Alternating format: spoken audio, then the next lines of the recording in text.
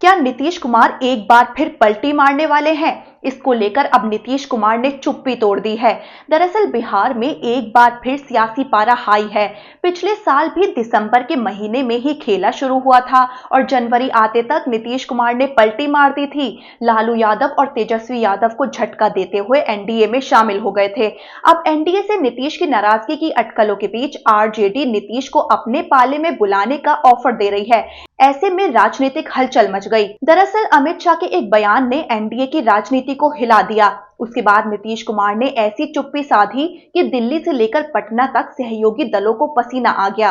BJP नेता एक के बाद एक बयान देने लगे और साफ शब्दों में बताने लगे कि विधानसभा चुनाव 2025 नीतीश के नेतृत्व में ही लड़ेंगे और आगे उनके नेतृत्व में ही सरकार बनेगी। तब जाकर नीतीश ने अब चुप्पी तोड़ी है। प्रगति यात्रा पर नीतीश 23 दिसंबर से निकले हुए हैं, लेकिन पिछले 4 दिनों में उनका इस मसले पर यह पहला बयान है। प्रगति यात्रा के तहत सीतामढ़ी पहुंचे नीतीश कुमार बोले कि हम 2 बार गलती से इधर से उधर चले गए थे। अब हम लोग यानी एनडीए हमेशा साथ रहेंगे और बिहार के साथ देश का विकास करेंगे। आपको बता दें, हलचल इसलिए मच गई क्योंकि पिछले साल भी यही वक्त था जब नीतीश कुमार ने खेला कर दिया था। साल 2023 दिसंबर का महीना और बिहार की सियासत। हर किसी को याद है कि जब नीतीश कुमार की खामोशी ने बड़ा खेल कर दिया था। देखते ही देखते आरजेडी से दूरियां इतनी बढ़ गईं कि उन्होंने एनडीए के साथ जाने का फैसला कर लिया।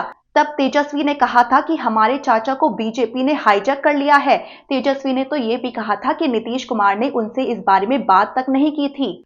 अब जब फिर नीतीश कुमार की एनडीए से नाराजगी की अटकलें लगाई गईं, तो लालू यादव के करीबी नेता और आरजेडी विधायक भाई वीरेंद्र ने नीतीश कुमार को खुला ऑफर दे दिया।